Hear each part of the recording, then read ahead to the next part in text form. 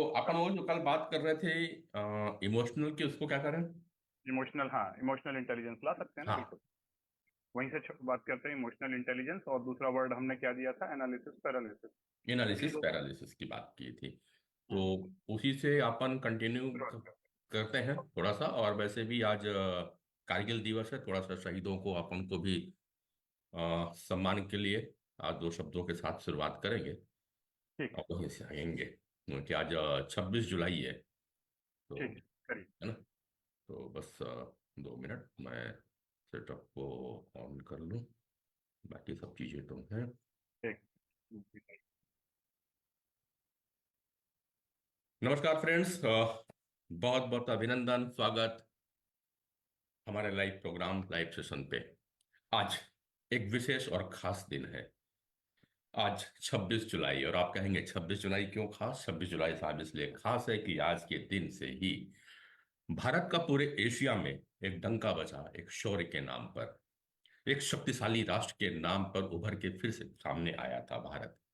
26 जुलाई, क्योंकि आज हमने कारगिल पे विजय पाई थी।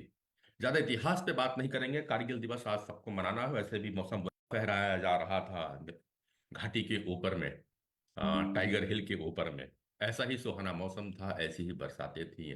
कई शहादत के बाद हमने फिर से कारगिल को अपने पास लाया था और पाकिस्तान को मुंह तोड़ जवाब दिया था। ये जो कंडीशन आ चुकी थी डॉक्टर अनिल पाकिस्तान की, वह तो कि अपने सैनिकों की बॉडी तक ले जाने को सहमत नहीं थे। वो बोलते थे कि बॉडी हमारी नहीं है। इतनी बड़ी दहशत भारत के साथ में, जो भारत का मुंह तोड़ जवाब हुआ था, उसको लेकर के जो इंटरनेशनल प्रेशर उनके ऊपर पड़ा था। तो आज का दिन है उन सभी शहीदों को नमन करने का, उन शहीदों को, उनके शौर्य के, उनके बलिदान को याद करने का।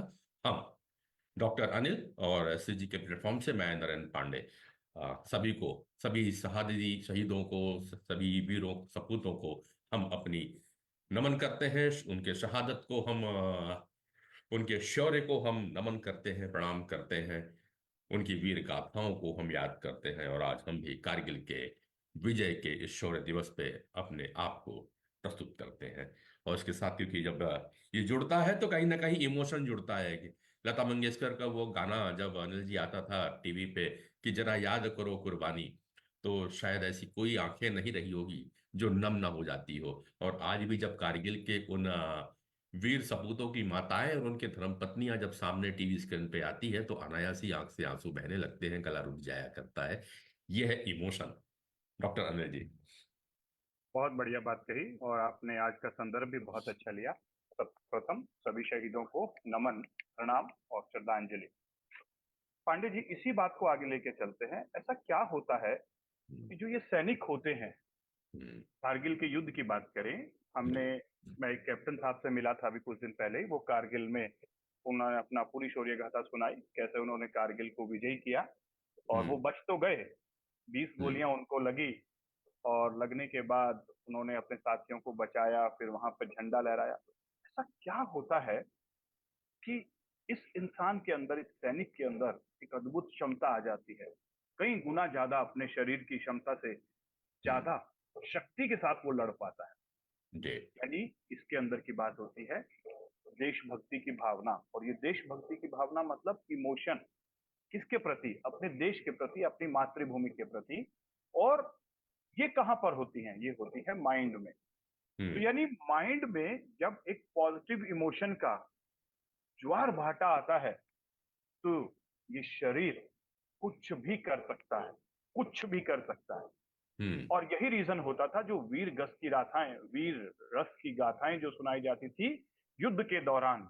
और हम्म, आज भी, जैसे भी आपने कहा ना, लता मंगेशकर जी का जो गाना है, वो गाने हमारे शरीर के अंदर एक कंपकपी पैदा कर देते हैं। बोलते हैं ना, हम्म, खून खौल उठता है। जी। तो ये सब कैसे होता है अगर हम सोचे तो? यानी हम्म, एक इमोशनल गाना, देशभक्ति का गाना, हमारी इमोशंस को, इमोशंस नहीं कहते इसे, हम कहते हैं इमोशन से ऊपर डिवोशन।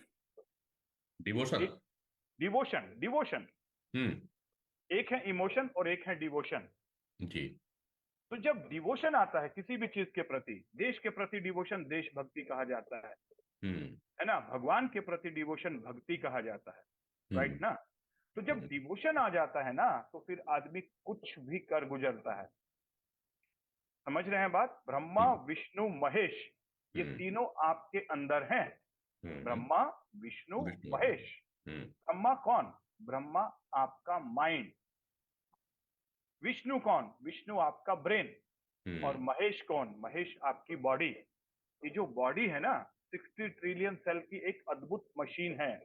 ये हम्म, तांडव कर सकती है, कुछ भी कर सकती है, बशर्ते ब्रह्मा और विष्णु का आदेश होना चाहिए। यानी हम्म, ब्रेन और माइंड की प्रोग्रामिंग सही होनी चाहिए, तो फिर आप इस बॉडी से कुछ भी करवा सकते हैं। ठीक है। पास्ट में अगर हम देखें, कितने ही ऐसे एग्जाम्पल हैं जो बॉडी से हैंडीकैप थे, लेकिन उन्होंने ऐसे ऐसे काम करके दिखाए जो एक शरीर, संपूर्ण शरीर वाला व्यक्ति भी नहीं कर सकता। हम्म, यानी कि हमारे इमोशन का, हमारी सोच का, हमारे हर चीज के ऊपर असर होता है, बॉडी के ऊपर भी। हमारी बॉडी की फिजियोलॉजी चेंज हो जाती है, राइट? तो अभी तक हम जो बातें कर रहे थे कुछ दिनों तक, ये बता रहे थे कि नेगेटिव इमोशंस बॉडी के अंदर नेगेटिव फिजियोलॉजी, नेगेटिव बायोकेमिस्ट्री और डिजीज पैदा करते हैं। हम्म, इसी प्रकार से जस्ट इसका उल्टा कहें तो पॉजिटिव इमोशन, डिवोशन बॉडी के अंदर वेलनेस की स्टेट पैदा करते हैं और बॉडी को हील कर सकते हैं। बिल्कुल। यहां पर मैं बात कहूंगा कि जब आप किसी चीज के प्रति डिवोटेड हो जाते हैं, तो फिर हम्म, आपकी लाइफ फोर्स एनर्जी एक फ्लो में बहना शुरू कर देती है। फ्लो, फ्लो स्टेट में आप आ जाते हैं। और जो फ्लो स्टेट होता है, जितने भी ब्लॉकेज आपके बने हुए थे नाड़ियों के अंदर, वो सारे क्लियर हो जाते हैं। हम्म, जैसे अगर आपने अपने काम के प्रति डिवोशन बना लिया, जिसको हम हम्म, कहते हैं कर्म योग, हम्म, तो उस समय जब आप वो कर्म कर रहे होते हैं, जो काम कर रहे होते हैं, उसमें आप एक फ्लो स्टेट में आ जाते हैं और आपको ये पता नहीं चलता कि कितना समय हुआ है, मैंने कितना काम किया, और आप उस काम को इंजॉय कर रहे होते हैं, राइट? जैसे आप हम्म, एक डॉक्टर हैं और पेशेंट देख रहे हैं सुबह से लेकर शाम तक, लेकिन आपको ये पता ही नहीं है कितने पेशेंट आपने देख लिए, क्या समय हुआ है, भूख भी नहीं लग रही है, और आप इंजॉय कर रहे हैं अपने काम को, फ्लो स्टेट में आ गए। हम्म, एक कारीगर है, वो अपनी कारीगरी से कुछ मूर्ति बना रहा है, कुछ पेंटिंग बना रहा है, एक कोई सामान बना रहा है, और वो फ्लो स्टेट में है। That is called hmm, meditative state. तो ऐसे स्टेट में, फ्लो स्टेट में, हमारी बॉडी की जो नाड़ियां होती है, उनके अंदर life force energy proper way में चैनलाइज हो रही होती है, खुल के बह रही होती है, और इस दौरान हमारी बॉडी के अंदर में वेलनेस की स्टेट होती है। हम्म, समझ रहे हैं बात? बिल्कुल। तो यानी जो लोग अपने काम के अंदर ही मेडिटेशन कर लेते हैं, काम को ही मन लगा कर करते हैं, तो कर्म योग में चले जाते हैं। हम्म, लेकिन आज के समय में हम अपने जो भी काम है, हमारा जो स्किल है, जो हमारी डिग्री है, जो हमारा प्रोफेशन है, उसके अंदर भी हम हम्म, एक कंसंट्रेशन नहीं ला रहे हैं, एक फ्लो स्टेट नहीं आ पा रही है, बार बार बार बार कंसंट्रेशन भी टूट जा रहा है, फ्लो हम्म, भी खत्म हो जा रहा है, और हम्म, मन भी नहीं लग रहा है काम करने में, और इसीलिए काम के अंदर भी स्ट्रेस पैदा हो रहा है, और वो स्ट्रेस बीमारियां लेके आ रहा है। ठीक है। दूसरी तरफ अगर हम किसी भी चीज में डिवोशन ले आते हैं, हम्म, जैसे जब मेडिटेशन करते हैं, तो हम मेडिटेशन किसी न किसी चीज पर करते हैं, या खुद के साथ जुड़ के करते हैं, या ब्रह्मांड के साथ जुड़ के करते हैं, या भगवान के साथ जुड़ के करते हैं। तो अगेन जो लाइफ फोर्स एनर्जी है, वो फ्लो स्टेट में आ जाती है, और नाड़ियों के ब्लॉकेज खत्म हो जाते हैं, और हम्म, इसी वजह से बॉडी के अंदर में हीलिंग शुरू हो जाता है, वेलनेस यानी डिजीज रिवर्स होना शुरू हो जाती है। हम्म, मेडिकल साइंस के अंदर स्पिरिचुअल हेल्थ का एक बहुत बड़ा रोल है। हम्म, स्पिरिचुअल हेल्थ यानी कि अपने से ऊपर एक डिवाइन पावर को मानना, अपने से बड़े किसी वजूद को मानना, और वहां पर उसके साथ कनेक्ट होकर वहां से लाइफ फोर्स एनर्जी को टैप करना, और पूरी बड़ी बॉडी के अंदर एक फ्लो स्टेट में आना। ठीक इसी है। को डीप मेडिटेशन कहा जाता है, डिवोशन कहा जाता है। जब हम्म, आप डीप डिवोशन में जाते हैं, मेडिटेशन में जाते हैं, जैसे मीरा की भक्ति की, हम्म, तो आप हील होना शुरू हो जाते हैं। Very nice. डॉक्टर साहब, एक था कि चूंकि आज कारगिल का दिन है और कारगिल दिवस हम मना रहे हैं, शौर्य दिवस है हमारे यहाँ, तो एक चीज पूछना है कि व्यक्ति सामान्य होता है जो मिलिट्री में जाता है, हमारे साथ के ही बैच के लोग होते हैं, मगर जब मिलिट्री में पहुंच जाते हैं और जब बाकी समय वो वैसे ही रहते हैं, सामान्य सी बातें करेंगे, हंसी मजाक करते हैं, लेकिन जैसे ही वो युद्ध के जाते हैं, फ्रंट पे जाते हैं, तो हम्म उन्हें एक वो जो झंडा होता है उसके लिए आन बान शान सी चली आती है। जैसे आज हम्म कि आज अभी समय, आज हम जब ये बात कर रहे हैं, इस वीडियो पे हो रही है बातचीत, तो आज अभी 26 तारीख है जुलाई का। 20 दिन 25 दिन बाद में ऑलमोस्ट हम अपने देश का इंडिपेंडेंस डे मनाएंगे, 15 अगस्त मनाएंगे। तब अभी जो झंडा है वो झंडे पे वो इमोशंस नहीं क्रिएट होती जो 15 अगस्त को पब्लिक को क्रिएट होती हैं। हर हम्म जगह पे आप देखिए झंडे लहराने लगेंगे, हर किसी को वो वाले भक्ति वाले गीत, देशभक्ति के जो गीत है उसमें उत्साह भरा आता है। जहां भी आप निकली वो गीत नहीं आएंगे। तो ये जो इमोशन है, चाहे वो मिलिट्री के पर्सन हो या आम जनता हो, एक पर्टिकुलर टाइम पे वो इमोशन अपने आप उत्पन्न होती है, उत्पन्न कराया जाता है। Emotion emotion hmm. है energy. Hmm. Thoughts are energy. Emotions are more powerful energy. Thoughts are electrical energy. Hmm. Emotions are electromagnetic energy. Hmm. जब एक थॉट आती है तो एक एनर्जी का स्पार्क हमारे ब्रेन में होता है।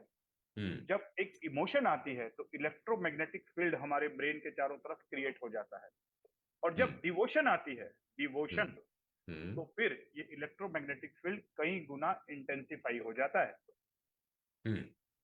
तो ये जो प्रोग्रामिंग होती है, प्रोग्रामिंग प्रोग्रामिंग का मतलब किसी एक चीज के प्रति आपके अंदर डिवोशन ला देना, इमोशन हम्म। ला देना और उसे उसी स्टेट में बहने देना। हम्म। जो सैनिक होते हैं ना, उनकी जो ट्रेनिंग्स होती हैं, उनकी जो सोच, थॉट प्रोसेस होता है, वो इस प्रकार से डेवलप किया जाता है कि उनको देश के प्रति, मातृभूमि के प्रति इतनी डिवोशन होती है कि वो हम्म। कभी गद्दारी के बारे में, कभी पीछे हटने के बारे में सपने में भी नहीं सोच सकते। हम्म। समझ रहे हैं ना? हम्म। इतनी ज्यादा प्रोग्रामिंग उनके माइंड के अंदर की गई होती है। ये भी हम्म। ट्रेनिंग का हिस्सा होता है। बिल्कुल।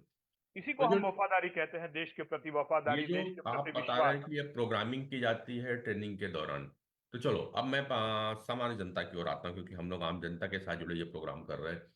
ये जो हमारा जो इमोशनल बिहेवियर है, जो हमारे इमोशंस हैं, जिसे अभी आप हम कल बात कर रहे थे इमोशनल इंटेलिजेंस के ऊपर में, कि इंटेलिजेंस हम्म। है, उसी को आज हम कंटिन्यू कर रहे हैं।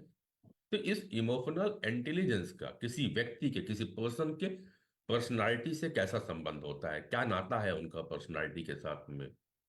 बहुत अच्छा प्रश्न कहा आपने। देखिए, पहले हमें ये समझना है कि ब्रेन एक हार्डवेयर है, माइंड हम्म। सॉफ्टवेयर है। हम्म। और इस माइंड में थॉट्स, इमोशन पैदा हो रहे हैं। हम्म। थॉट मतलब सोच, विचार, और इमोशन मतलब फीलिंग, जैसा हम फील करते हैं, राइट? हम्म। अब ये थॉट्स और इमोशन तीन प्रकार के होते हैं, चार हम्म। प्रकार के बोलिए। सबसे हम्म। पहला होता है नेगेटिव थॉट। ठीक है। हमको समझ में भी आता है ना कि हम कई बार नेगेटिव सोच रहे होते हैं, जिसको हम कहते हैं स्ट्रेस। नेगेटिव सोच या नेगेटिव थॉट्स, हम्म। ये स्ट्रेस पैदा करते हैं। ये बॉडी की एनर्जी को डाउन कर देते हैं। हम्म। ठीक है। दूसरा होते हैं वेस्ट थॉट। वेस्ट थॉट का मतलब ये बेफालतू के थॉट आ रहे हैं, ना ये पॉजिटिव है ना ये नेगेटिव है, लेकिन ये हम्म। चल रहे हैं, अपने आप ही चल रहे हैं। हम्म। जैसे मान लीजिए अभी आप और हम बात कर रहे हैं, तो अभी आपके मन में जो विचार आ रहे हैं वो एक यूजफुल थॉट्स हैं, जो आने चाहिए इस दौरान। जो जी। हम सोच रहे हैं वही हम बोल रहे हैं, और एक अच्छा डिस्कशन हमारे दोनों के बीच में हो रहा है, जिससे ऑडियंस को बेनिफिट मिल रहा है, हम्म। राइट? यह है यूजफुल थॉट। लेकिन हम्म। अगर इसी दौरान आपके ब्रेन में, आपके माइंड में उल्टे सीधे विचार भी चलने शुरू हो जाए, जिसका हम्म। इस संदर्भ से, इस और प्रोग्राम से कोई प्रोग्राम लेना से देना? कोई लेना देना नहीं है, तो क्या हुआ? वो कहेंगे हम्म। वेस्ट थॉट, क्योंकि वो आपकी एनर्जी ड्रेन कर रहे हैं और उसका हम्म। कोई यहाँ पे यूज नहीं है, हम्म। राइट? तो ये दूसरी कैटेगरी हो गई वेस्ट थॉट। हम्म। तीसरी हो गई यूजफुल थॉट। यूजफुल थॉट मतलब जो हम जिस काम को कर रहे हैं उस काम से रिलेटेड क्रिएटिव थिंकिंग आना, पॉजिटिव थिंकिंग आना, राइट? हम्म। और चौथा जो स्टेट होता है, चौथा जो स्टेज होता है, इमोशंस होती हैं या थॉट्स होती हैं, ये है positive thoughts, high frequency thought, जी। क्रिएटिव थॉट, जो हम्म। हम कभी कभी ले पाते हैं। जैसे आपको कुछ कंटेंट लिखना है और आप कहते हैं कि सर मेरी फ्रीक्वेंसी वो आ नहीं रही है जैसा मैं चाह रहा हूँ, जैसे थॉट निकालना चाह रहा हूँ। और जैसे ही हम्म। आपकी वो एक स्टेट आती है, तो फिर आप एक फटाफट फटाफट एक अच्छा कंटेंट लिख डालते हैं, ये एक अच्छा कंटेंट बिल्कुल। बोल देते हैं। हम्म। एक म्यूजिशियन जब आता है अपनी स्टेट में, तो क्या करता है? एक अच्छा एक म्यूजिक क्रिएट करके दिखाता है। एक पेंटर जब आता है अपनी इमोशनल स्टेट में तो एक शानदार एक रचना बना देता है, एक कृति बना देता है, एक सृजन हो जाता है किसी बहुत अच्छी पेंटिंग का। एक बिल्कुल। प्लेयर जब स्टेट में आता है तो फिर वो डबल सेंचुरी बना देता है, छक्के पे छक्के लगा देता है, हम्म। राइट ना। ये हम्म। फोर्थ स्टेट बहुत इंपॉर्टेंट है। आज की हम्म। डेट में इमोशनल इंटेलिजेंस का मतलब ये हो रहा है कि हमें अपनी इमोशन को हैंडल करना आ रहा है क्या। हम्म। यानी जिस समय मैं जो इमोशन चाह रहा हूं क्या वो इमोशन आ रही हैं या इमोशन अपने आप ही बह रही हैं, उल्टी जी। सीधी आ रही हैं। जैसे अभी हम बैठे हुए हैं तो अभी एक पॉजिटिव इमोशन आना चाहिए, पॉजिटिव डिस्कशन होना चाहिए और मेरा थॉट प्रोसेस और मेरे वर्ड्स इसी हम्म। डायरेक्शन में चलने चाहिए। हम्म। दूसरा इमोशनल इंटेलिजेंस का मतलब है, यानी पहला मतलब हुआ एक्यूरेट थिंकिंग। हम्म। किसका मतलब? इमोशनल इंटेलिजेंस का। इमोशनल एक्यूरेट थिंकिंग, इंटेलिजेंस के जब मैं एक्यूरेट। चाहूं जिस चीज से रिलेटेड चाहूं वही थॉट्स मेरे ब्रेन और माइंड में आने चाहिए हम्म। और वही थॉट मेरे माइंड में प्रोसेस होकर वर्ड्स में कन्वर्ट होने चाहिए ताकि मेरा कम्युनिकेशन भी बेस्ट होना चाहिए। जो मैं चाहूं वही रिजल्ट मुझे मेरे कम्युनिकेशन से मिले। हम्म। क्लियर? जी। दूसरा है इमोशनल इंटेलिजेंस का मतलब कि मैं अपने इमोशंस को पॉजिटिव वे में यूज करूं, वेस्ट ना जाने दूं। हम्म। आपके पास एक लाइफ फोर्स एनर्जी है, रात को आपने चार्ज होकर लाइफ फोर्स एनर्जी को चार्ज किया, सुबह खाना खा के लाइफ फोर्स एनर्जी को चार्ज किया और अब आप ऑफिस में गए और दो तीन लोगों ने आपको इरिटेट कर दिया, आपके स्टाफ ने या किसी और लोगों ने, और हम्म। आप पूरा दिन चिड़ चिड़ चिड़ चिड़ कर रहे हैं दूसरों के ऊपर। जी। आप किसी का गुस्सा किसी के ऊपर उतार रहे हैं। हम्म। गुस्सा रास्ते में सड़क पे हुआ था, किसी ने आपकी गाड़ी को पीछे से डैश मार दिया और आज आपने ऑफिस में जाके पूरी जगह रायता फैला दिया। हम्म। ये हुआ emotional fool. Emotional fool. Emotional intelligence नहीं हुआ। हम्म। आपने अपनी इमोशन से दूसरों की इमोशन को भी डिस्टर्ब कर दिया। Hmm. Emotions are contagious. Hmm. Emotions are contagious, hmm. यानी कि केवल बैक्टीरिया और वायरस ही नहीं फैलते, इमोशन भी फैलते हैं। बारिश के मौसम में केवल बैक्टीरिया और वायरस ही कॉन्टेजियस नहीं होते। कॉन्टेजियस का मतलब होता है संक्रमण का फैलना। जैसे हाँ। कोरोना वायरस का संक्रमण फैलता था तो कहा जाता था corona virus is highly contagious, बहुत जल्दी फैल जाता है। हम्म। इमोशन वायरस और बैक्टीरिया से भी ज्यादा कॉन्टेजियस है। हम्म। हम्म। हम्म। आप जब एक खुशनुमा माहौल बनाकर खुशनुमा हंसी के साथ एक कमरे में एंटर करते हैं तो उस कमरे को चहचहा देते हैं, और वहीं दूसरी तरफ जब आप एक उतरा सा मुंह बनाकर गुस्से के साथ एक मीटिंग में एंटर करते हैं, जो बच्चे हंस रहे होते हैं, जो वहां स्टाफ हंस रहे होते हैं, आप उनके मूड को खराब कर देते हैं। एक इमोशन ने 50 लोगों की इमोशन को खराब कर दिया। चलो, अभी आपने बहुत अच्छी बात कही है सब कि जो इमोशंस होते हैं वो बनाए भी जाते हैं। और हम्म। जैसे बरसात का मौसम है तो बाहर में झगड़ा हुआ, थोड़ा सा परेशान हुआ, वो चाहता तो अपने आप को चेंज करके भी ऑफिस आ सकता था, लेकिन वो उसी गुस्से के साथ आता है और पूरे अपने ऑफिस के जितना भी वर्क कल्चर होगा, जितने भी स्टाफ होंगे, सबका मूड खराब कर देता है। तो ये जो कंडीशंस हैं, कई बार यदि जानबूझ करके भी ये शो किया जाए कि मेरा मूड खराब है, तो इससे आने वाले समय में उसको कुछ परेशानी होगी। मुझे एक चीज याद आती है, मैं जब कभी बहुत पहले की बात है, सब ये करीबन 96 97 की होगी, जब हम सॉरी, जब हम मार्केटिंग में काम किया करते थे फार्मा इंडस्ट्री में, तो उस समय हमारे एक मित्र हुआ करते थे, हमारे सीनियर थे। वो अक्सर कहते थे कि पांडे जी, जब मैं लौट के घर जाता हूँ तो पूरी अपनी जो मुद्राएं हैं वो गंभीर कर लेता हूँ मैं अपने आप को। घर पे ये बताने की कोशिश करता हूँ कि मुझे कितना वर्क प्रेशर है, मैं कितना स्ट्रेस में रहता हूँ, ताकि मेरी घर में तवज्जो बनी रहे। तो ये भी तो एक इमोशंस ही है जो उसने प्रकट किया, और इसे ही फिर इमोशन अत्याचार की ओर ले गया परिवार की ओर, अपने ऊपर भी कर लिया होगा शायद। देखिए, कुछ लोग गंभीर दिखने का नाटक करते हैं लेकिन हम्म। धीरे धीरे उस नाटक के चक्कर में वो एक्चुअल में गंभीर हो जाते हम्म। हैं। समझ रहे हैं बात? बिल्कुल। बिल्कुल यानी एग्री। कि जब आप एक नकली का झूठ मूठ का एक ड्रामा करते हैं कि मैं वैसा नहीं हूं, लेकिन आप बनने का दिखावा करते हैं, बट ये हाँ। धीरे धीरे ये आपकी पर्सनैलिटी का हिस्सा हो जाता है। Fake it hmm. Till you make it. जो भी हम्म। आप झूठ मूठ का करते हैं धीरे धीरे हैबिट बन जाती है वो। हम्म। समझ रहे हैं? हम्म। यानी कि अगर कोई व्यक्ति, जब समझिए आप, अगर आपका मूड अच्छा है और आप सैड सॉन्ग सुन रहे हैं,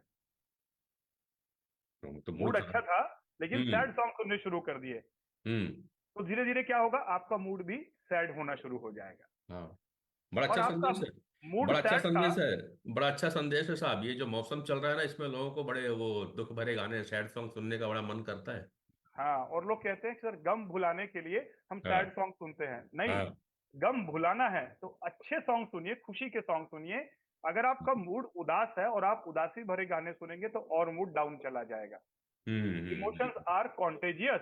वो सैड हम्म। इमोशंस आपके माइंड के अंदर आके आपको और सैड कर देंगी। ऐसे ही अगर आप स्ट्रेस के साथ थे और आप सोच रहे हो कि घर में जाकर मैं और स्ट्रेस दिखाऊं, तो घर हम्म। का पूरा वातावरण भी स्ट्रेसफुल हो जाएगा। होना उल्टा चाहिए कि आप हम्म। जब ऑफिस से घर जा रहे हैं, कितना भी स्ट्रेस हो, या तो ऑफिस में छोड़ के जाएं, कार में छोड़ के जाएं, और घर जाकर आप खुश होने का नाटक करें। चाहे आप झूठ मूठ से कितने भी दुखी हो, तो धीरे हम्म। से देखिएगा कि आपकी पर्सनैलिटी भी बदल जाएगी वैसा ही। और कहीं ना हम्म। कहीं आपका जो इन्वायरमेंट है, जो घर है, वहां पर भी बस लोगों के चेहरे पे खुशी आएगी। नहीं, पर लोग का जो कहना है कि ये जो गुस्सा है और ये जो इरिटेशन है, ये तो मेरे को विरासत में मिली है, मेरे फैमिली ने दिया है, मेरे पेरेंट्स ने दिया है। तो फिर वो कैसे आएगा? वो भी तो इमोशन में आ गया ना। बहुत सारी जैसे आप चीजें बता रहे हैं विरासत। इमोशन इमोशन का है, तो ये हम्म। इमोशन बदला जा सकता था। लेकिन ये तो वो अक्सर यही कहते हैं कि मैं इतना गुस्सा इसलिए लेता हूँ कि मेरे पिताजी भी गुस्से वाले थे, मेरे दादाजी भी गुस्से वाले थे, मेरे नाना जी भी गुस्से वाले थे, तो मुझे वही मिला हुआ है। बिल्कुल ठीक कहा आपने। यहाँ पर दो चीजें आती हैं। एक है प्रकृति, यानी आपकी जो ओरिजिनल पर्सनैलिटी है, जो बाय हम्म। बर्थ मिली है। हम्म। जैसे पित्त वाला व्यक्ति है, वो गुस्सा करेगा ही करेगा। हम्म। ठीक है। हम्म। वात वाला व्यक्ति, कफ वाला व्यक्ति गुस्सा नहीं करेगा, वो मुस्कुरा के टाल देगा। तो दो अच्छा। पर्सनैलिटी मिली। एक कफ वाला है व्यक्ति जो गुस्सा ही नहीं करता है, और एक पित्त वाला जो हर छोटी छोटी बात पे गुस्सा करता है। ये हम्म। बाय बर्थ मिला। लेकिन हम्म। अब अगर आप पित्त वाले को व्यक्ति को ये पता है कि मेरी पर्सनैलिटी पित्त है और गुस्सा आना मेरे स्वभाव का हिस्सा है, तो अब हम्म। ट्रेनिंग के द्वारा वो अपने आप को चेंज कर सकता इट्स ओके। है। अगर उसको पता ही नहीं है, वो अनजान है, और हम्म। वो गुस्सा करे पड़ा है, और हम्म। उसके आसपास के सारे लोग उससे दूर होते जा रहे हैं, ना हम्म। उसके एम्प्लॉइज उसे पसंद करते हैं, ना उसके कलीग उसे पसंद करते हैं, ना उसका बॉस हम्म। उसको पसंद करता है, हम्म। और वो सोच रहा है कि ये तो मेरे को विरासत में मिला है। हम्म। हम्म। तो बहुत सारी चीजें आपकी पर्सनैलिटी का हिस्सा होती है जो आपको बाय जीन, बाय डिफॉल्ट मिल जाती हैं। लेकिन एक्शंस के द्वारा, ट्रेनिंग्स के द्वारा, बिहेवियर ट्रेनिंग्स के द्वारा, अवेयरनेस के द्वारा आप उन्हें बदल सकते हैं। हम्म। हम्म। 80% जिंदगी हम्म। दो चीजें हैं। हम्म। 20% चीजें बाय बर्थ आती है, 80% चीजें आप बदल सकते हैं। कहा जाता है ना कि आप गरीब घर में पैदा हुए, इसमें आपका कोई दोष नहीं, लेकिन आप हम्म। गरीब बनकर ही मर गए, इसमें आपका दोष है। बिल्कुल बिल्कुल बिल्कुल। अच्छा, तो ठीक है। अब ये व्यक्ति को तो आपने तो कह दिया कि बदलना कई लोग चाहते हैं कि मुझे गुस्सा आना है, कि लोग आज जानते हैं कि अधिक मैं गुस्सा में रहूंगा या गुस्सा करूंगा तो मुझे कई प्रकार की बीमारी आएंगी। अब ये लोग समझने लगे हैं, और परिवार में भी लोग उनसे दूर दूर चले जाते हैं, ये भी वो एहसास करते हैं। लेकिन जो भी आपने कहा बदला जा सकता है, तो वो तो उनके अंदर बैठा हुआ एक फॉर्म बिलीव हो गया है उनका कि नहीं, नहीं तो मुझे जन्मजात मिला हुआ है तो ये बदलेगा नहीं। और वो उसको और दिखाते चले जाते हैं, छोटी छोटी बातों पे गुस्सा कर देना, छोटी छोटी बातों पे किसी से नाराज हो जाना, उल्टा सीधा बोल देना, और बोल करके फिर ठीक है, एक आध 2 घंटे बाद में फिर उनको पछतावा भी होता है कि यार मैंने यार ये गलत बोल दिया, मुझे नहीं बोलना चाहिए था। लेकिन साहब, जिंदगी गुजरती चली जाती है, उम्र दर उम्र गुजर जाती है, लोग अपने आप को सुधारना चाहते हैं लेकिन सुधार नहीं पाते। तो ये किस तरह की ट्रेनिंग हो सकती है, क्या प्रोग्रामिंग हो सकती है, कैसे आदमी इसको सुधार सकता है अगर सुधरना चाहे तो? बहुत अच्छा प्रश्न है। फिर से आपने कहा ट्रांसफॉर्मेशन की साइंस।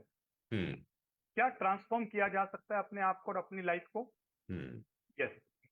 सबसे पहली बात यह है कि क्या सारी चीजें जेनेटिकली डिटरमाइन होती हैं? और जो भी आपकी जिंदगी में दो चीजें हैं, कुछ लोग बोलते हैं जेनेटिकली डिटरमाइंड, यानी कि मेरे मम्मी पापा से मुझे जेनेटिकली हेरिडिटरी मिला है। हम्म। दूसरा, कुछ लोग ऐसे वाले होते हैं जो कहते हैं कि ये तो मेरे भाग्य में लिखा है, भाग्य के द्वारा मेरे जीन्स में आ गया है। हम्म। समझ रहे हैं? हम्म। भाग्य के जीन को भी कई बार लोग दोष देते हैं, और हम्म। कुछ लोग केवल जीन्स को दोष देते हैं। हम्म। ये दो प्रकार के दोष देते हैं लोग। हम्म। और दूसरा है कि जैसे भी मान लीजिए, कुछ लोग कहते हैं कि सर डायबिटीज तो मेरे मम्मी पापा से मुझे विरासत में मिला, क्योंकि मेरे हम्म। अंदर हेरिडिटरी था। हाँ। ठीक है। हम्म। और कुछ लोग बोलते हैं कि नहीं, मेरे मम्मी पापा को डायबिटीज है लेकिन मुझे नहीं होगा, क्योंकि मैंने हम्म। अपना डाइट, लाइफस्टाइल, स्ट्रेस मैनेजमेंट सीख लिया है। और जी। मैं उस जीन को, जो जीन हेरिडिटरी की वजह से मेरे अंदर आ गया, उसे एक्सप्रेस नहीं करने दूंगा। हम्म। तो एक है साइंस ऑफ जेनेटिक्स और एक है science of epigenetics. Hmm. Genetics की साइंस, मेडिकल साइंस की साइंस है, वो कहती है कि जो जीन्स होते हैं वो दो प्रकार के होते हैं, एक डोमिनेंट और एक रिसेसिव। हम्म। डोमिनेंट का मतलब वो एक्सप्रेस कर जाता है और डायबिटीज हो जाती है। जैसे जी। कंजेनाइटल यानी जुवेनाइल डायबिटीज, यानी पैदा होते ही डायबिटीज था बच्चा, हम्म। ये उसके एक्सप्रेस हो चुका है जीन। हम्म। अब उसे रिवर्स करना बहुत मुश्किल है, लेकिन अब उसे कंट्रोल करके रखना होगा डायबिटीज को मेडिसिन के साथ। हम्म। दूसरे हैं जहां पर रिसेसिव था, जीन मिला डायबिटीज का, और वो 30 साल तक 40 साल तक रिसेसिव पड़ा हुआ था। फिर आपने जी। डेली एक तो मेंटल इमोशनल स्ट्रेस लेके, एक सोच सोच के कि मेरे को तो डायबिटिक होगा ही होगा, और हम्म। तीसरा अनहेल्दी लाइफस्टाइल अडॉप्ट करके आपने ट्रिगर्स दे दिए। हम्म। 3 डिफरेंट प्रकार के ट्रिगर, अनहेल्दी लाइफस्टाइल, एक कांस्टेंट थॉट कि मैं डायबिटिक होऊंगा ही होऊंगा, और हम्म। तीसरा मेंटल इमोशनल स्ट्रेस। ठीक है। ये जीन एक्सप्रेस हो गया। यहाँ पे साइंस आती है एपिजेनेटिक की, कि अगर आपके पास रिसेसिव जीन पड़ा हुआ है और आप अपने थॉट प्रोसेस को चेंज कर ले, मेंटल इमोशनल स्ट्रेस को मैनेज कर ले और लाइफस्टाइल हेल्दी कर ले, तो आप उस जीन को लाइफ लॉन्ग रिसेसिव रख सकते हैं, एक्सप्रेस नहीं होने हो पाएगा। बिल्कुल। क्लियर हुआ? क्लियर है। अच्छा, इसीलिए जो हमारे गुरु महाराज लोग होते हैं, ऋषि हैं, संत हैं, साधु महात्मा हैं, इनके पास जाओ और इनके चरण वंदना करो, साहब तो ये लोग एक ही आशीर्वाद देते हैं, बेटा खुश रहे। खुश वो रहो। दूसरे का आशीर्वाद ही नहीं देते, वो केवल खुश रहो। ना वो आयुष्मान बोलते हैं, ना पैसा देने बोलते, वो बोलते जाओ खुश रहो। सबसे बड़ा वरदान यही है आज की डेट में। आज की डेट में सबसे बड़ा वरदान है खुश रहो, क्योंकि हम्म। आज व्यक्ति सब कुछ पा रहा है और वो खुशी हम्म। के लिए ही पाना चाहता है, लेकिन हम्म। अल्टीमेटली वो खुश नहीं है। कल मैं एक हम्म। बिजनेस मीटिंग में गया और वहां पर प्रेजेंटेशन हो रहा था कि आने वाले 20 सालों में इंडिया की इकोनॉमी किस तरफ जा रही है। हम्म। तो कहा जा रहा था कि इंडिया सबसे बड़ी इकोनॉमिकल कंट्री बन जाएगा। हमारा जीडीपी 22% की ग्रोथ रेट से बढ़ रहा है, 12% की रेट से, जी। और कुछ सेक्टर्स 22% की ग्रोथ रेट से बढ़ रहे हैं। ये बातें हो हम्म। रही थी। हम्म। मैं सोच रहा था बिल्कुल अच्छी बात है, बढ़ भी रहा है। जी। लेकिन अगर हम उसी तरफ दूसरी तरफ देखें तो स्ट्रेस, एंग्जाइटी, डिप्रेशन और डिजीज 22 जी। से भी कहीं गुना ज्यादा, 100% की रेट से भी ज्यादा बढ़ रही है। हम्म।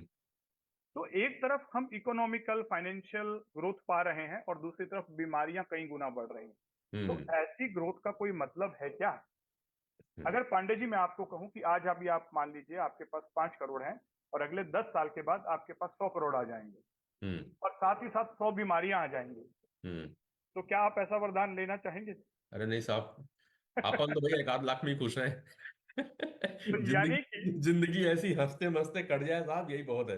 तो आज यही हो रहा है कि हम टोटल मेटेरियलिस्टिक होते जा रहे हैं, टोटल इकोनॉमी और फाइनेंशियल स्टेटस के ऊपर काम कर रहे हैं, बात कर रहे हैं, हम्म। मीटिंग्स हो रही हैं, डिस्कशंस हो रहे हैं, लेकिन मेंटल इमोशनल स्ट्रेस और डिजीजेस की हम्म। तरफ जो उसका एक बाय प्रोडक्ट है, हम्म। उसकी तरफ कोई ध्यान ही नहीं दे रहा है। इसीलिए जितने भी ऋषि मुनि कहते हैं खुश रहो, कि आप हम्म। जो भी कर रहे हो उसमें खुश रहो। और हाँ। आने वाले समय में जो सबसे ज्यादा डेफिशिएंसी हो जाएगी, विटामिन की नहीं होगी। खुश विटामिन रहेंगे। ए, विटामिन डी, विटामिन बी 12, ये सबसे बड़ा जो डेफिशिएंसी हो रहा है वो है विटामिन, खुशी का विटामिन, हैप्पीनेस विटामिन। ये बहुत ज्यादा डेफिशिएंट हो रहा है बॉडी में, और इसका कोई इंजेक्शन नहीं आता, गोली नहीं आती। सबसे बड़ी प्रॉब्लम ये अरे है। मेरा तो मानना ये भी है कि अगर आप खुश रहते हो तो सारे विटामिन जो डिफिशियंसी है वो अपने आप कम हो जाएगी। यस, अस्पताल में जाओ तो डॉक्टर भी यही बोलता है कि भैया थोड़ा सा खुश रहो, आप जल्दी ठीक हो जाओगे। तो बिल्कुल ठीक। सारी डिफिशियंसी वहां पे कम। अब साहब एक चीज मुझे समझ में आ रही है अनिल जी, वो ये आती है कि आदमी शायद सब चीजों में इंटेलिजेंट तो हो रहा है, उसकी हम्म। इंटेलिजेंसी बढ़ रही है। हम एजुकेशन के मामले में ले रहे हैं, ज्यादा पढ़ा लिखा हो गया, इंफॉर्मेशन तो ज्यादा हो गई है, उसके पास में गैजेट्स ज्यादा हो गए, सुख सुविधाएं ज्यादा बना के दे रहा है, पैसे के मामले में भी वो ज्यादा कॉम्पिटिटिव हो गया है और इंटेलिजेंट हो गया है कैसे अर्निंग करनी है। लेकिन जो ये महत्वपूर्ण बात आप कह रहे हैं कि अपने आप को खुश कैसे रखना है, इस पे वो इंटेलिजेंट नहीं हो पा रहा है। बिल्कुल। 3 बड़े विटामिन कमी हो रही है, हैप्पीनेस का विटामिन, सकून हम्म। का विटामिन और शांति का विटामिन। पीस, हम्म। हैप्पीनेस, इजीनेस, ये लाइफ से खत्म होते जा रहे हैं। जी। लग्जरी आते जा रही है, इजीनेस खत्म हो रही है। हम्म। कंफर्ट आते जा रहा है, पीस खत्म हो रहा है। हम्म। पैसा आते जा रहा है, बीमारियां हो रही हैं। बचपन में मेरे दादा दादी के या जो और लोग थे वो कहते थे कि बेटा डॉक्टर बनना। मैं बोला कि क्यों बने डॉक्टर? तो उनका कहना होता था बड़े बुजुर्गों का कि हम्म, लोग खूब पैसा कमाते हैं और बहुत सारी बीमारियां पैदा कर लेते हैं और फिर सारा पैसा कमा के डॉक्टरों को देके जाते हैं। सही। तो ये बात आज मैं देख रहा हूँ। और जब हाँ। मैं लोगों को समझाता हूँ कि नहीं, prevention is better than cure, कि हम्म। अभी समझ जाइए बीमारियां पैदा हो रही हैं, पैसा के चक्कर में हेल्थ को कॉम्प्रोमाइज मत करिए। लेकिन हम्म। लोग अपने स्वास्थ्य के प्रति गंभीर तब तक नहीं होते जब तक उनका स्वास्थ्य गंभीर नहीं हो जाता है। बिल्कुल। और जब गंभीर हो जाता है तो फिर वो पूरा गंभीरता के साथ अपने बीमारियों पे काम करते हैं, तब भी वो स्वास्थ्य पे काम नहीं करते, डॉक्टर्स के चक्कर काटते हैं। डॉक्टर्स के चक्कर काटना ठीक है, लेकिन साथ ही साथ स्वास्थ्य आपके अंदर में है, उसे भी आपको डेवलप करना होगा। और मेटेरियलिस्टिक साइंस और स्पिरिचुअल साइंस दोनों के बीच में बैलेंस बनाना होगा। और जो हम बात कर रहे थे पांडे जी, ट्रांसफॉर्मेशन की साइंस, तो हम्म। केवल बीमारियां ही जेनेटिक नहीं होती, पर्सनैलिटी। हम्म। अब मैं अगला क्वेश्चन आपसे पूछ रहा हूँ कि आप अपना ब्लड ग्रुप जानते हैं? Do you know your blood group? हाँ, आज की डेट में मैं ही क्या, और लगभग 80-90% लोग अपना ब्लड ग्रुप जानते हैं उनके। क्यों जानना जरूरी है ब्लड ग्रुप? ब्लड ग्रुप के लिए है कि आजकल तो रोड में कभी भी सडन कुछ एक्सीडेंट हो जाए या कभी आपको कोई ट्रॉमा हो जाए या ऑपरेशन कराना है, तो आपको ब्लड ग्रुप की जरूरत होगी। तो अगर आपको पता है तो इजिली सर्च करना सरल हो जाता है। दूसरा चीज ये भी है कि यदि किसी आपके नियरेस्ट डियरेस्ट की भी अगर ब्लड की आवश्यकता पड़ गई और आपको अपना ब्लड ग्रुप मालूम है, तो आप फौरन पहुंच करके बोल देते हो कि लो भैया मेरा ब्लड ग्रुप है और आप इससे ले लीजिए। अब अगला क्वेश्चन ये मैं लोगों से पूछना चाहता हूँ कि क्या आप अपना पर्सनैलिटी ग्रुप जानते हैं? ये कौन सी बला है साहब? ये कौन सी बला है? पांडे जी, जब आप मेरे पास फर्स्ट टाइम आए थे तो मैंने हाँ, आपसे यही क्वेश्चन किया था कि क्या आप अपना पर्सनैलिटी ग्रुप जानते हैं, तो आपने कहा था सर ये कौन सी बला है, यही आंसर मैंने दिया। यही प्रश्न कहा था, उत्तर भी यही था और कि ये फिर क्या बला है भाई। जब हमने आपको टेस्ट करके बताए और उसके बाद आपका पर्सनैलिटी ग्रुप बताया कि हम्म। आप फिट पर्सनैलिटी हैं और हाँ। जो है विजुअल और सॉरी ऑडिटरी और काइनेस्थेटिक का कॉम्बिनेशन है, हम्म। ये आपकी जब पर्सनैलिटी का कंप्लीट एनालिसिस निकला तब आपको समझ में आया कि आपकी बहुत सारे बिहेवियर जो आपको बाय बर्थ मिले हैं, बाय पर्सनैलिटी की वजह से मिले हैं, गुस्सा हम्म। करना, गर्मी लगना, स्किन की प्रॉब्लम, डाइजेशन की प्रॉब्लम, और जो आप एग्रेसिव नेचर के हैं, जो आप कॉम्पिटिटिव हैं, जो आप काम को परफेक्शन के साथ करते हैं, ये सारी चीजें आपकी बाय डिफॉल्ट पर्सनैलिटी का पार्ट हैं। हम्म। इसमें से बहुत सारी चीजें अच्छी थी जो आपको पता चली, तो फिर बिल्कुल। आपने उनको और बेहतर तरीके से यूज किया, और बहुत सारी चीजें नेगेटिव भी थी, हम्म। आपने उन्हें कंट्रोल किया और हम्म। फिर आपने अपनी लाइफ को ट्रांसफॉर्म किया। जी। राइट? तो बिल्कुल। यही साइंस मैं बताना चाह रहा हूँ कि हम पर्सनैलिटी ग्रुप को जब जान जाएं कि मेरी पर्सनैलिटी क्या है बाय बर्थ, और हम्म। ये आज क्वांटम वैदिक मशीनों के द्वारा चेक किया जा सकता है, बहुत सारी डिवाइसेस, क्वांटम वेदा जो है मॉडर्न साइंस और वैदिक विज्ञान का एक अनूठा संगम है, जहां पर हम्म। हम क्वांटम डिवाइसेस की मदद से लोगों की मदद कर रहे हैं अपनी पर्सनैलिटी को समझने में। हम्म। समझने के बाद ये समझना है कौन सी चीजें मुझे बाय हेरिडिटरी मिली हैं, बाय बर्थ मैं कैसा हूँ, मैं ऐसा क्यों हूँ, वैसा क्यों हूँ। जी। और फिर अगली बात है कि अब ये नहीं कि अब जैसा हूं मैं वैसा ही रहूंगा, हम्म। ये नहीं है कि बहुत हम्म। सारे लोग कहते हैं भाई मैं तो ऐसा ही हूं, मैं ऐसा ही रहूंगा, साले को जो करना है कर ले। नहीं, ऐसा बिल्कुल। नहीं है। आप बहुत सारे लोगों के लिए कई बार एक इरिटेशन का कारण बन जाते हो, आप बहुत हम्म। सारे लोगों के लिए सर दर्द बन जाते हो। अगर आप ऐसे हम्म। बनते रहोगे तो आपकी एक सोशल पर्सनैलिटी ठीक नहीं रहेगी, आपसे लोग कटना शुरू हो जाएंगे। हम्म। और कई बार आप एक ऐसी पैरासीटामोल बन जाते हो जिसका दूसरों के ऊपर कोई असर ही नहीं होता, बल्कि खाने के बाद सर दर्द तो जाता नहीं और एसिडिटी अलग होती है। हम्म। और फिर लोग आके कहते हैं कि सर, लोग मेरे को नहीं समझते, कोई मेरे को नहीं समझता, कोई मेरी बातों को तवज्जो नहीं देता और मेरे घर वाले भी मेरी बात नहीं सुनते। ये तो घर तो घर की मैं कहानी है, ये तो घर घर की कहानी है साहब। तो मैं उनको ये क्वेश्चन कहता हूँ, एक आंसर कहता हूँ कि क्या आप अपने आप को समझते हो? तो बोले नहीं सर। आप अपने आप को ही नहीं समझ रहे हो तो फिर दूसरे लोग आपको क्यों समझेंगे? और आप एक ऐसी पैरासीटामोल बन गए हो जो एक्सपायर हम्म। हो चुकी है, और एक्सपायरी के बाद अब ये साइड इफेक्ट ज्यादा दे रही है। तो अब हम्म। आपको ट्रांसफॉर्म करने की जरूरत है, एक और स्ट्रॉन्ग पेन किलर बनने की जरूरत है जो खाते ही एसिडिटी ना करे और तुरंत रिजल्ट लेकर आए। जिसे बोलते हैं ना हम्म। इनो, 2 मिनट में काम शुरू, एसिडिटी हम्म। झट से खत्म। तो इसी हम्म। प्रकार से आपको ऐसी वाली मेडिसिन बनना है जिसका एक शब्द भी निकल जाए तो लोगों के ऊपर इफेक्ट आना शुरू हो जाए। और इसके लिए होता है साइंस ऑफ पर्सनैलिटी ट्रांसफॉर्मेशन। बहुत सारी चीजें आपके पास प्लस में है, बहुत सारी नेगेटिव में है। प्लस वाली चीजों को इन्हांस करना है और नेगेटिव वाली चीजों को अवेयर होकर उन्हें इंप्रूव करना है। बिल्कुल। ये है science of personal transformation with quantum Veda. मैं लोगों की मदद कर रहा हूं उन्हें खुद को समझने में, और फिर समझकर उन्हें पॉजिटिव वे में एक लेवल आगे ट्रांसफॉर्म होने में। साइंस ऑफ क्वांटम वेदा। हम्म। तो डॉक्टर साहब, मेंटल हेल्थ का ही एक हिस्सा पर्सनालिटी भी है कि जैसा हमारा मेंटल हेल्थ होगा, जैसा हमारा मेंटल स्टेटस होगा, उसी के हिसाब से हमारी पर्सनालिटी भी बनती चली जाती है। और उसको चेंज किया, हर आदमी पर्सनालिटी को बदलना चाहता है। जैसे कि मैं जब आपके पास में आज से 3 साल पहले जब मुलाकात किया था इस कॉन्सेप्ट को समझने के लिए, जब आपने पूछा था कि पांडे जी की आपकी पर्सनालिटी क्या है, आप समझते हैं पर्सनालिटी ग्रुप क्या है, तो मैं बड़ा कंफ्यूज हुआ था। उसमें मेरा प्रश्न ही नहीं, उत्तर ही नहीं था मेरे पास में इस प्रश्न का। लेकिन मुझे समझ में आया उसके बाद में कि हाँ, पर्सनालिटी जब मेरी ये है कि मैं किस टाइप का व्यक्ति हूँ, सुनने में, देखने में, चलने में, बिहेव करने में, और मेरी क्या क्या ड्रॉबैक्स हैं जो मुझे पीछे ढकेल रही है, जो मुझे लोगों से कई बार जो हेल्दी रिलेशन है उसमें से मुझे पीछे हटना पड़ता था। मैं कई बार ये भी देखता था कि मैं कई चीज़ों को ना नहीं बोल पाता, क्यों नहीं बोल पा रहा हूँ इसके पीछे भी मेरी अपनी थी। मुझे बहुत जल्दी लोगों पे गुस्सा आ जाता था जब मेरी बातें नहीं मानते थे, क्योंकि मैं वही करना चाहता था, वैसे ही करवाना चाहता जैसा कि मैं करता हूँ। अगर वो काम परफेक्शन से नहीं होता था जैसा मैं चाह रहा था तो मुझे गुस्सा आता था, क्योंकि मैं उस काम को तब तक करता हूँ जब तक वो काम खत्म ना हो जाए, मेरे टाइम की बाउंड्रीज नहीं होती थी। पर लोग ऐसा करते नहीं थे। अब उसके बाद में समझ में आया कि इसका तकलीफ क्या हो रहा है। इसका तकलीफ ये हो रहा था कि मैं खुद बीमार पड़ रहा था, मैं स्ट्रेस ज्यादा ले रहा था। पर्सनालिटी समझने के बाद में हमने अपने ऊपर काम करना चालू किया, जो जो आपने टिप्स दिए, और काफी कुछ चेंजेस हो गए हैं। हाँ, अब ऐसा है कि काम वो ना करे तो उसकी भला, मैं अपने काम कर लेता हूँ। तो मत कर, मेरे बस में जितना होगा मैं करता हूँ, मुझे कोई मतलब नहीं है। तो हमने अपने आप को उस हिसाब से लेना चालू की कि मुझे इस चीज का स्ट्रेस नहीं लेना है। ये परेशानियां अमूमन सबकी है, मुझे कोई समझता नहीं, ये भी लोग परेशानी है। लोग मुझे तवज्जो नहीं दे रहे हैं, लोग मेरी बात को नहीं मानते। ये हर दोस्तों के बीच का रवैया है और ये हर घर घर की कहानी भी है। तो क्या इसी से जो मैं कहा, इसी से हमें मेंटल स्ट्रेस भी आ रहा है, और मेंटल एटीट्यूड की वजह से ही ये हमारी पर्सनालिटी भी बनती चली जा रही है। और जब मैं चेंज किया अपने आप को तो लोगों को समझ में आया कि नरेंद्र पांडे ने अपनी पर्सनालिटी भी चेंज कर ली है। ये लोगों का भी कहना है। तो तो पांडे जी, तो मेरा ये फिर अब अगला प्रश्न है कि आने वाले समय में जब हम मेंटल हेल्थ की बात कर रहे हैं तो क्या पर्सनालिटी की ओर भी चलना चाहिए? जी बिल्कुल, सर। मैं ये कहना चाहूंगा कि ये टॉपिक एक बहुत अच्छा टॉपिक है और एक बड़ा टॉपिक है। इसको आज हम डिस्कशन नहीं करेंगे, आज तो हो ही नहीं सकता, कल मंडे। के कल के लिए रख लेते हैं, मंडे।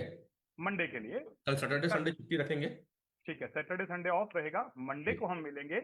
और टॉपिक रहेगा personality transformation. Know your personality, grow your personality. Right. और केवल अपनी पर्सनैलिटी नहीं समझना है। हम्म। अपनी पर्सनैलिटी समझ के तो आप अपने आप को ठीक कर सकते हो, लेकिन दूसरों की पर्सनैलिटी को समझना भी इंपॉर्टेंट है। और अगर आपने दूसरों की पर्सनैलिटी को समझ लिया, दूसरों की पर्सनैलिटी मतलब क्या?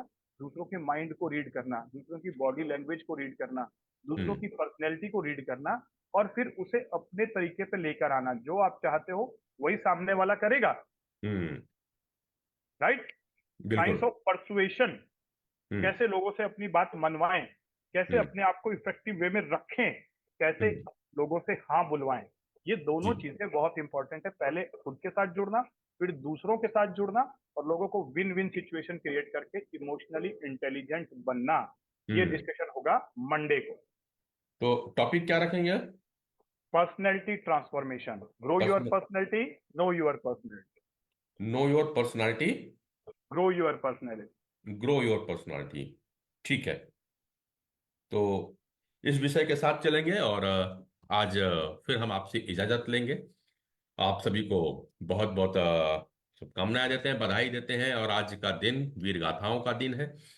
इमोशन की वजह से जो आज हम बात कर रहे थे, इमोशन इंटेलिजेंस की, आप अच्छे से समझे होंगे, वही इमोशनल बिहेवियर होता है जो आपको आगे ले जाता है। और हारा हुआ मैच, हारा हुआ युद्ध आपको जिता देता है। और वही इमोशन होता है जो आपको असफलताओं पे भी ले जाता है, पीछे की ओर ले जाता है। कई बार ये इमोशंस लंबे समय तक जब चलते रहते हैं तो हमें हमारी पर्सनालिटी बन जाती है, हमारी बीमारियों का कारण भी बन जाती है। बीमारियों के बारे में हमने बहुत सारी बातें की पिछले वीडियो में, पिछले सेशन में भी बात किया कि किस तरह इमोशन से हम बीमार पड़ते हैं। इमोशनली इंटेलिजेंट होना बहुत आवश्यक है, इस पे हमने आज बात किया। इमोशन हमारी पर्सनालिटी बनती है, और इमोशन को बदल करके आप अपनी पर्सनालिटी में क्या सुधार ला सकते हैं, कैसे परफॉर्म कर सकते हैं, इस पे हम आगे बात करेंगे। पर्सनालिटी पर्सनालिटी ट्रांसफॉर्मेशन की अब नेक्स्ट सेशन में, मंडे को। और know your personality, grow your personality, इस विषय से चर्चाएं चालू होगी। पूरा एक सप्ताह हम इसके ऊपर में बात करेंगे, मंडे टू फ्राइडे। जी डॉक्टर साहब। बिल्कुल ठीक कहा आपने। अगला पूरा वीक इसी मुद्दे पर बात होगी और कोशिश करें कि मैं अपने ऑडियंस को कहना चाहूंगा, जितने आपके नियर डियर वंस हैं जो अपने आप से परेशान है या दुनिया से परेशान है, उन्हें इस सेशन में जरूर जोड़ें, क्योंकि आप उनकी हेल्प कर रहे होंगे इस सेशन में जोड़कर उनको खुद की हेल्प करने के, helping you to help yourself. बहुत हम्म। बार वो आपकी बात नहीं सुनेंगे, लेकिन जब इस प्रकार की बातें इस प्लेटफॉर्म पर होंगी तो उनके अंदर चेंजेस आएंगे। तो मैं कहूंगा, बिल्कुल। इस सेशन का जो टेम्पलेट है पांडे जी, सैटरडे और संडे को एक टेम्पलेट बनवाकर फेसबुक के माध्यम से, सोशल मीडिया के माध्यम से सारे ग्रुप में शेयर करें, ताकि ठीक है। आने वाला जो वीक है वो बहुत शानदार हो, जानदार हो, और आप भी स्वस्थ रहें, मस्त रहें, व्यस्त रहें, और जहां भी रहें जबरदस्त रहें, लेकिन मस्तक पर दस्तक जरूर देते रहें, क्योंकि बिगड़ा भी सब यहीं से है, ठीक भी यहीं से होगा, ना लकीरों से ना फकीरों से। ठीक होगा तो अपने मस्तक पर दस्तक से। Thank you very much. Thank you very much. Thanks to all. नमस्कार। आपका दिन शुभ रहे, आप स्वस्थ रहे, मस्त रहे, और जहां भी रहे जबरदस्त रहे, मस्तक पर दस्तक।